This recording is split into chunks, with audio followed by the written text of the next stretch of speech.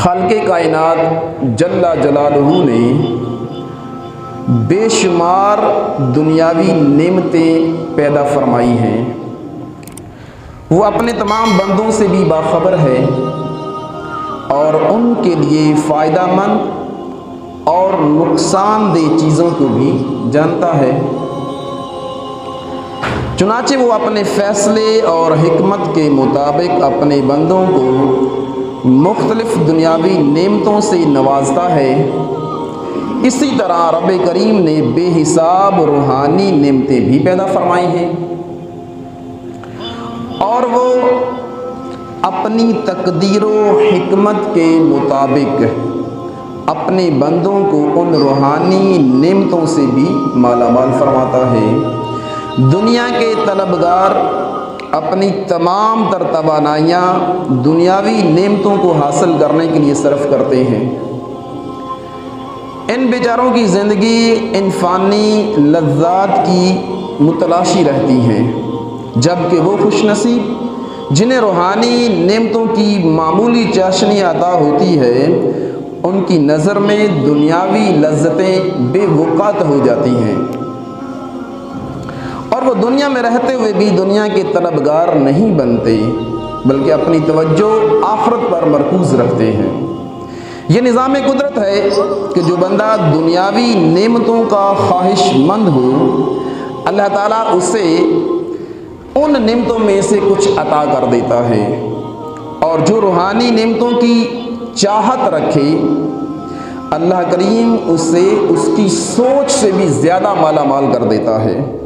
چنانچہ اللہ تعالیٰ قرآن پاک میں ارشاد فرماتا ہے، کُلًّا نُمِدُّ ہَٰؤُلَاءِ وَہَٰؤُلَاءِ مِنْ عَطَاءِ رَبِّكَ وَمَا كَانَ عَطَاءُ رَبِّكَ مَحْظُورًا۔ ہم آپ کے رب کی عطا سے ان یعنی دنیا کے طلبگاروں اور ان یعنی آخرت کے طلبگاروں سب کی مدد کرتے ہیں، اور تمہارے رب کی عطا میں کوئی روک نہیں ہے۔ اللہ تعالیٰ کی طرف سے جو روحانی و باطنی انعامات ہوتے ہیں، مخلوق خدا بھی ان سے پیار کرتی ہے، اور مسلمان ان سے نسبت تعلق کو اپنی نجات کا ذریعہ سمجھتے ہیں۔ ان کے اس اعزاز کا تذکرہ کرتے ہوئے رب ذوالجلال ارشاد فرماتا ہے، ان الذین آمنوا وعملوا الصالحات سیجعل لهم الرحمن ودا۔ بلا شبہ وہ جو ایمان لائے اور نیک کام کیے، ان قریب رحمان ان کے لیے محبت پیدا کر دے گا، یعنی انہیں اپنا محبوب بھی بنائے گا اور اپنے بندوں کے دلوں میں ان کا پیار بھی ڈال دے گا۔ تو پتہ چلا کہ جو ولایت کا منصب ہے یہ رب ذوالجلال کے ہاں انتہائی مقبول ہے اور پسندیدہ ہے۔ اب یہ ولایت کا منصب کیسے حاصل کیا جاتا ہے؟ بنیادی طور پر 3 طریقے ہیں جن سے انسان اپنے رب کا قرب حاصل کرنے میں کامیاب ہوتا ہے، اور اسے ولی کہا جاتا ہے، یعنی جسے یہ منصب مل جائے اسے ولی کہا جاتا ہے۔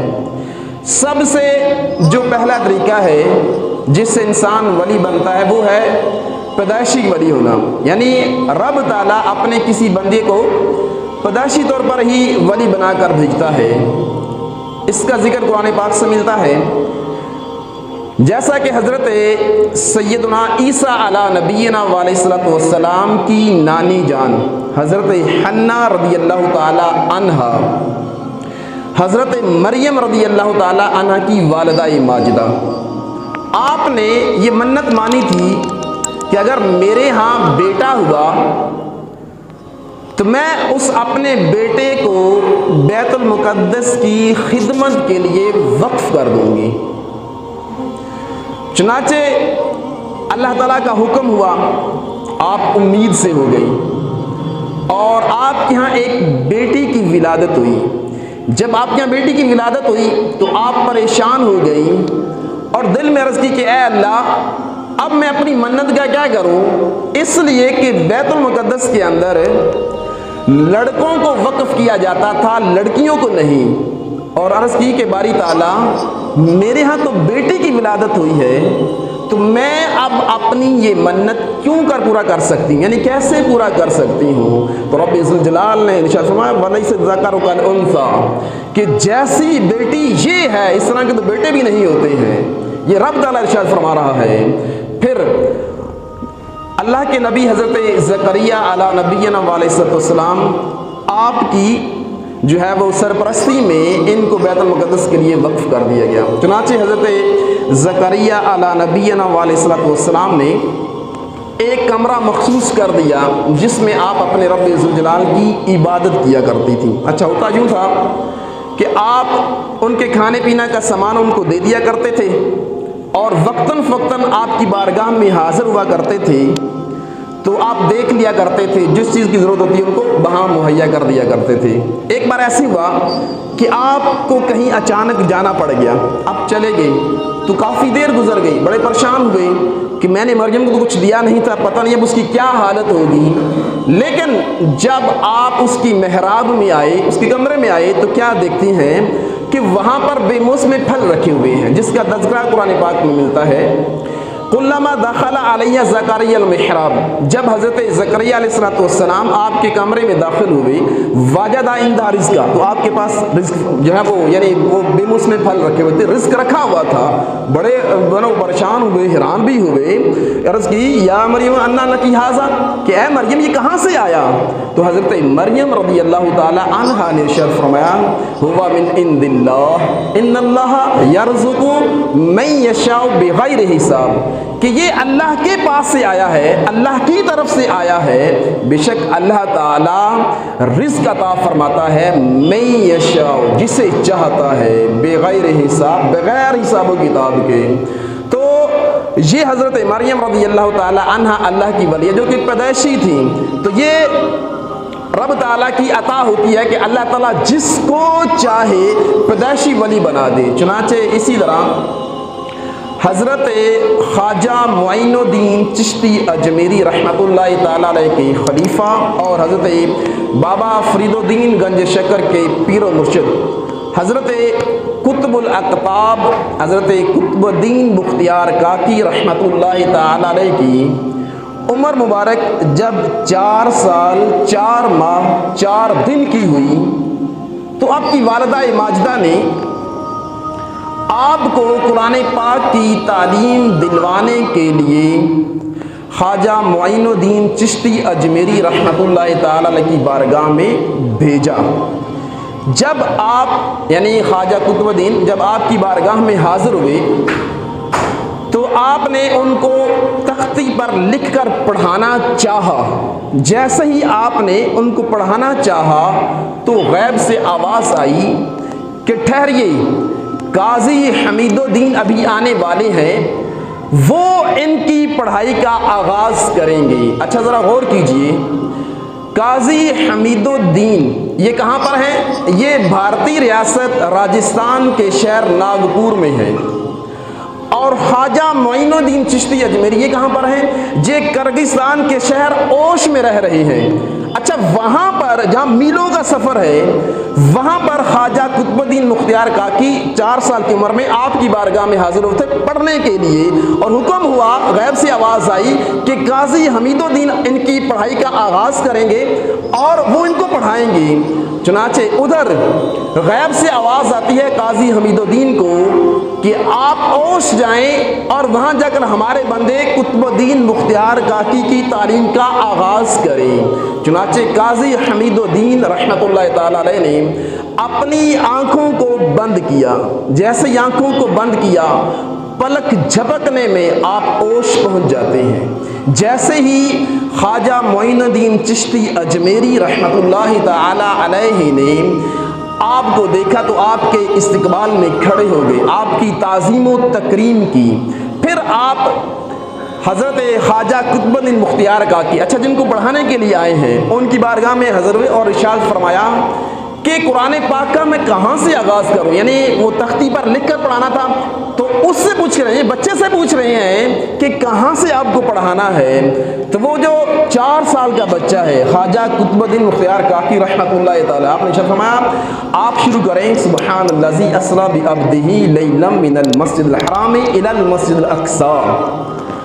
قاضی صاحب بڑے حیران ہو گئے, فرمایا بیٹا یہ تو 15واں پارہ ہے, تو پہلے والے 15. تو آپ نے ارشاد فرمایا میری والدہ ماجدہ جب امید تھی میں اپنی ماں کے پیٹ میں تھا, تو میری والدہ ماجدہ یہ پہلے جو 15 پارے تھے ان کی حافظہ تھیں, اور ان کا وہ دور کیا کرتی تھیں, بار بار ان کی تکرار کرتی تھی, بار بار ان کی تلاوت کیا کرتی تھیں. تو کہتے ہیں میں نے میرے رب کا مجھ پر کرم ہوا تو میں نے اپنی والدہ کے دل پر نگاہ ڈالی.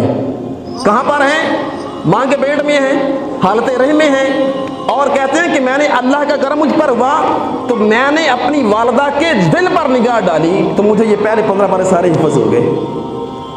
یہ ہے آپ کا مقام و مرتبہ. چنانچہ پھر آپ نے وہ سبحان الذی اسری بعبدہ آپ کے حکم کے مطابق وہ آیت کریمہ نے پوری وہ سورت لکھی, تو آپ کے پڑھانے کا آغاز ہوا. 4 دن کے اندر سارے ظاہری باطنی علوم سارے پڑھا دیے.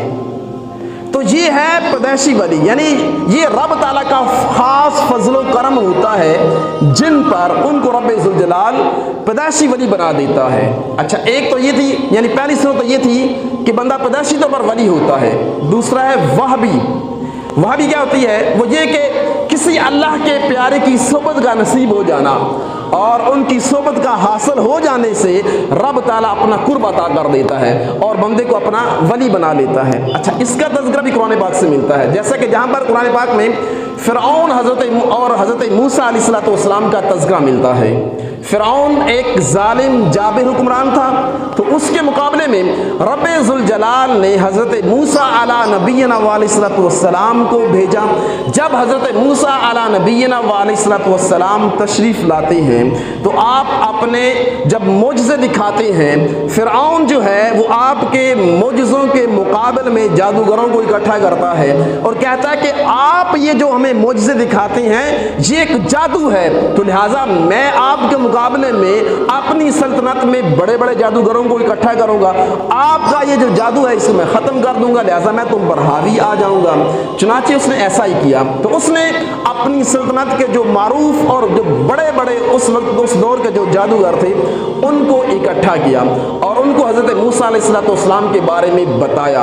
اچھا, جب یہ جادوگر اکٹھے ہوئے نا تو انہوں نے کہا کہ ہمیں ان سے نہ ملاقات کرا دیں, یعنی حضرت موسیٰ سے ملاقات کرا دیں. چنانچہ جب یہ جادوگر حضرت موسیٰ علیہ نبینا علیہ السلام کی بارگاہ میں حاضر ہونا تو وہ رات کا ٹائم تھا. حضرت موسیٰ علیہ السلام اپنے بستر پر محو استراحت ہیں, آرام فرما رہے ہیں, سو رہے ہیں, اور آپ کا جو عصا مبارک تھا وہ ایک بہت بڑا اژدہا بن کر آپ کی حفاظت کر رہا ہے. ان حضرات نے جب یہ منظر دیکھا نا تو وہ سمجھ گئے کہ یہ کوئی جادو نہیں ہو سکتا, یہ کوئی نظر بندی نہیں ہو سکتی. چنانچہ انہوں نے آپ کا ادب کیا, حضرت موسیٰ علیہ السلام کا ادب کیا. جب ملاقات ہوئی تو آپ کا ادب و احترام کیا. اس کا فائدہ کیا ہوا؟ اس کا فائدہ یہ ہوا کہ جب اگلے دن جب وہ میدان سجنا تھا اور اس جادو کا مقابلہ ہونا تھا, چنانچہ جتنے بھی جادوگر تھے انہوں نے اپنی رسیاں پھینکی میدان کے اندر, رسیاں پھینکی. وہ رسیاں چھوٹے چھوٹے سمندرے جو ہے چھوٹے چھوٹے سانپ بن کر جو ہے وہ چلنے لگے. اب ہاتھی تو رسیاں لیکن وہ نظر بندی تھی, لوگوں کو ایسے لگ رہا تھا جیسے یہ سانپ رینگ رہے ہیں, چل رہے ہیں, حرکت کر رہے ہیں. حضرت موسیٰ علیہ نبینا علیہ السلام نے جب ان کے مقابلے میں اپنا عصا میدان میں چھوڑا تو وہ بہت بڑا اژدہا بن کر ان سارے چھوٹے سانپوں کو نگل جاتا ہے.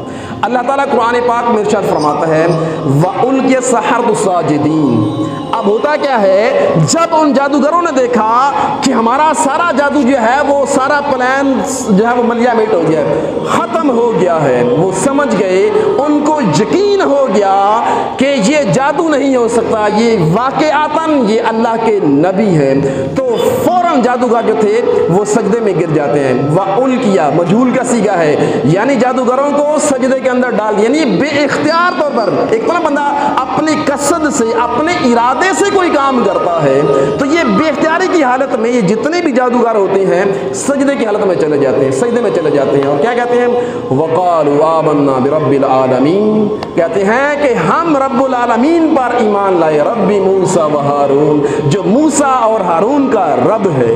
तो उलमा फरमाते हैं कि देखिए इन जादूगरों ने अल्लाह के नबी का लम्हा भर जो है वो अदब किया, उनकी सोबत को इख्तियार किया, तो रब इज़्ज़ुल जलाल ने उनको ये मकाम व मर्तबा अता किया कि उनको ईमान की दौलत से सरफराज कर दिया। अच्छा, जब ये सजदे में गए ना और इन्होंने सिद्के दिल से जब वो ईमान को कबूल कर लिया, लोगों के सामने कहा कि कालू आमन्ना बिरब्बिल आलमीन, कि हम रब्बुल आलमीन पर ईमान लाते हैं, रब्बी मूसा व हारून, जो मूसा और हारून का रब है।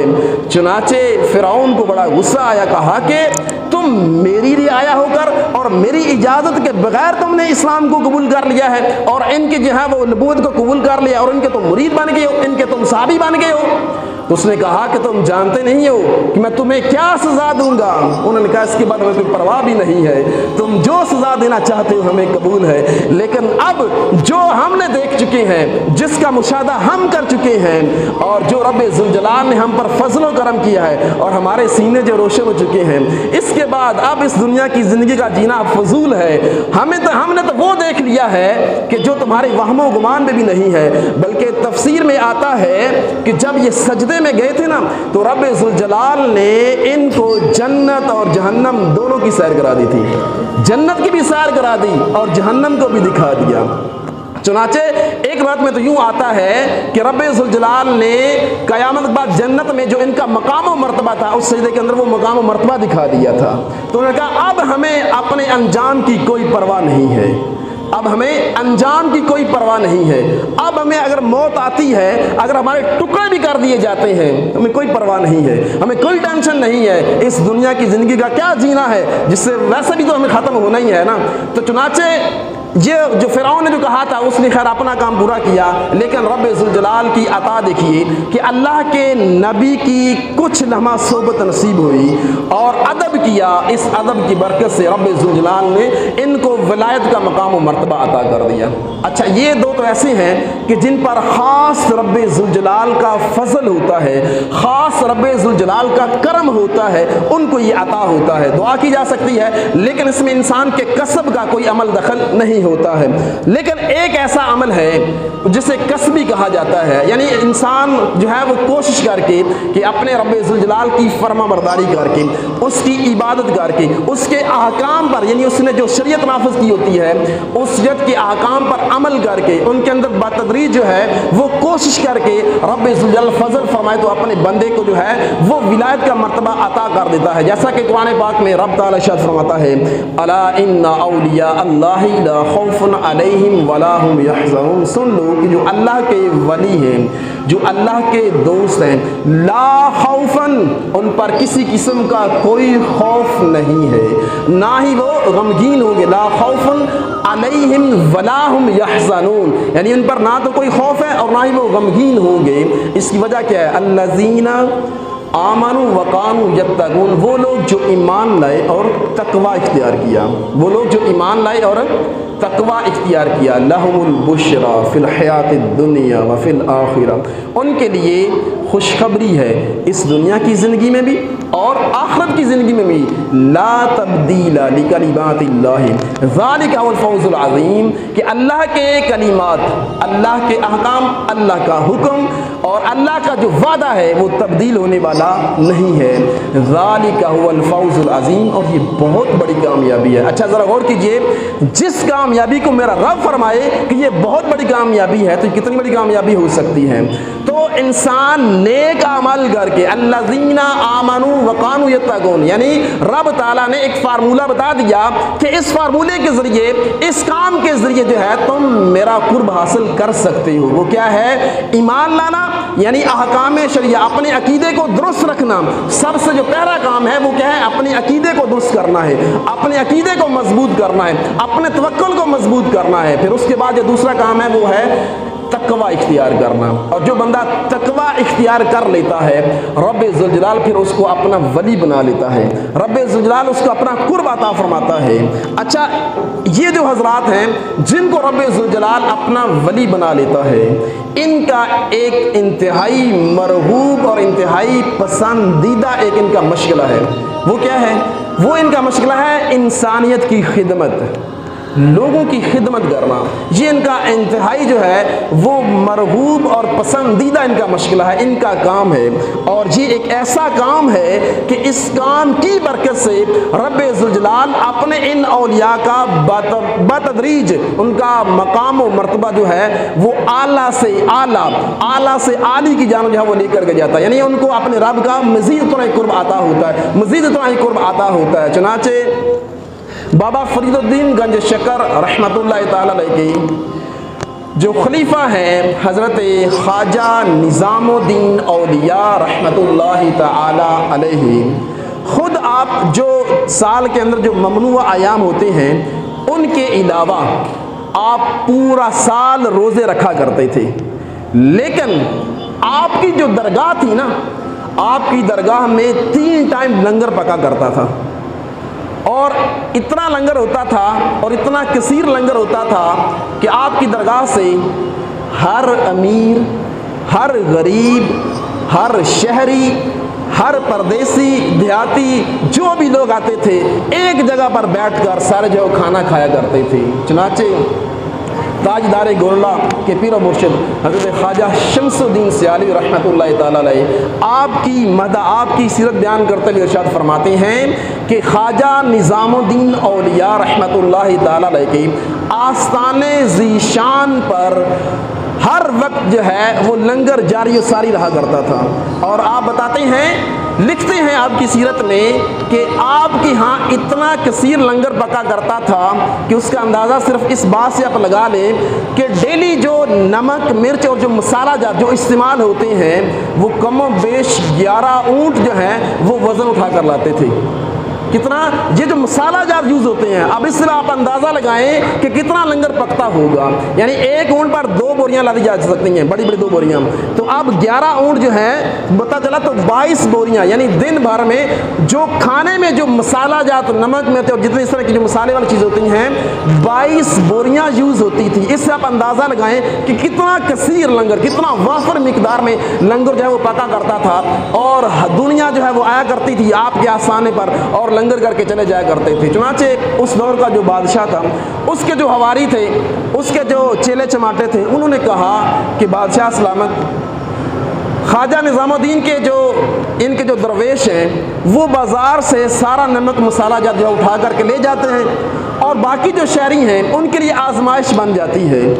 تو بادشاہ کو جب پتہ چلا تو اس نے یہ اعلان کرا دیا کہ بازار کے اندر خواجہ صاحب کے درویشوں کو کوئی چیز نہ دی جائے، لہذا یہ کوئی بھی چیز خریدنے کے لیے آئیں تو ان کو منع کر دی جائے، ان کو کوئی چیز نہ خریدنے دی جائے۔ چنانچہ جب اس بات کا خواجہ صاحب کو پتہ چلا تو آپ نے فرمایا کوئی بات نہیں ہے، آپ نے فرمایا اچھا ایسا کریں، اپنے درویشوں کو فرمایا ایک طرح سے اشارہ کیا، کہا کہ اس طرف آپ جائیے گا، وہاں ایک شہر ہے نظام آباد، آپ وہاں جائیے گا، وہاں سے آپ کو جو کچھ چاہیے خرید کر لے آئیے گا۔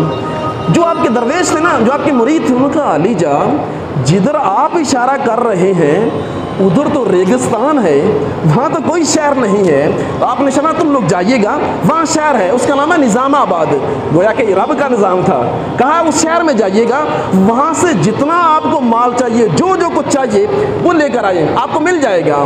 چنانچہ ایک عرصہ گزر گیا، وہ درویش جاتے اور واقعی ان کو ایک شہر نظر آتا، اور وہ شہر میں جاتے، ساری ہر جیسا شہر ہوتا ہے، ایک چہل پہل ہے، دکانیں ہیں اور ہر چیز وافر مقدار میں وہاں پر رکھی ہوئی ہے، وہ درویش جاتے اپنی ضرورت کی ساری چیزیں خرید کر کے لاتے، لیکن وہ لنگر خانہ جو ہے وہ مسلسل اپنے معمول کے مطابق جاری و ساری ہے۔ کئی دن گزر گئے، خواجہ صاحب کی درگاہ میں لنگر میں ایک لقمے کی بھی کمی نہیں آتی ہے، وہ نظام جاری و ساری ہے، چل رہا ہے، لوگ آ رہے ہیں، کھا کر کے جا رہے ہیں۔ جب بادشاہ کو پتہ چلا بڑا شرمندہ ہوا اور کہا یہ تو رب ذوالجلال کا نظام ہے، یہ میں کیسے روک سکتا ہوں، پھر آپ نے اپنا حکم واپس لے لیا۔ چنانچہ ایک اور بادشاہ گزرا، قطب الدین بہادر شاہ، اس کو بھی خواجہ صاحب سے کوئی خاص قسم کی عداوت تھی۔ اچھا، اس کے کچھ امیر اور کچھ وزیر تھے جو خواجہ صاحب کے بڑے معتقد تھے۔ اس کے کسی چیلے نے بتایا کہ بھی آپ کے یہ جو مشیر ہیں نا، ان کی جو خدمت ہے نا، اس کی وجہ سے خواجہ صاحب کا نظام چل رہا ہے، ان کی درگاہ میں لنگر چل رہا ہے۔ تو اچھا، اس نے کہا اچھا ایسی بات ہے، تو اس نے اعلان کر دیا کہ بھئی کوئی بھی درباری جو ملازم ہے، چاہے وہ وزیر ہے، مشیر ہے، جو کچھ بھی ہے، کسی کو بھی درگاہ میں جانے کی اجازت نہیں ہے۔ اس نے ایک حکم نامہ جاری کر دیا۔ خواجہ صاحب کو جب پتہ چلا نا کہ اس نے یہ کہا ہے کہ ان مشیروں کی وجہ سے آپ کا لنگر خانہ چل رہا ہے، تو آپ نے اپنے درویشوں کو حکم دیا کہ لنگر کو مزید بڑھا دیا جائے، لنگر کو مزید بڑھا دیا جائے۔ ادھر سے وزیروں پر پابندی لگ جاتی ہے، ادھر سے لنگر بڑھ جاتا ہے۔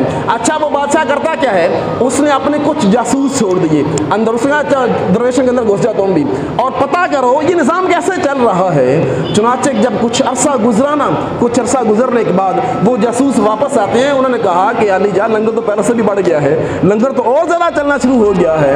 وہ بادشاہ قطب الدین بہادر شاہ وہ پھر شرمندہ، اس نے کہا کہ یہ واقعی یہ تو رب ذوالجلال کی خصوصی عنایت ہے جس بنا پر یہ سارا نظام چل رہا ہے، میں بھلا کون ہو سکتا ہوں اس نظام کو روکنے والا۔ چنانچہ اس نے بھی پھر توبہ کی اور تائب ہو گیا۔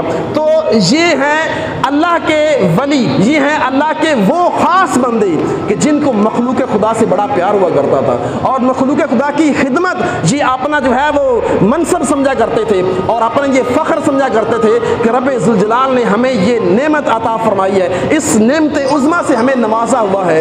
تو پتہ چلا کہ انسانیت کی جو خدمت ہے وہ بھی اللہ والے کرتے ہیں، وہ بھی اولیاء کرتے ہیں، وہ بھی مذہبی لوگ کرتے ہیں۔ یہ جو دنیا دار ہیں، آج بھی دیکھ لیں آپ کہ جو لوگ حکومت میں ہوتے ہیں، جو پارٹیاں حکومت میں ہوتی ہیں، انہوں نے ملک کا کیا حالت کر دی ہوتی ہے، لیکن آج بھی دیکھ لیں جو مذہبی لوگ ہیں وہی کام کر رہے ہیں، اور جو دیندار لوگ ہیں وہی لوگوں کی خدمت کر رہے ہیں۔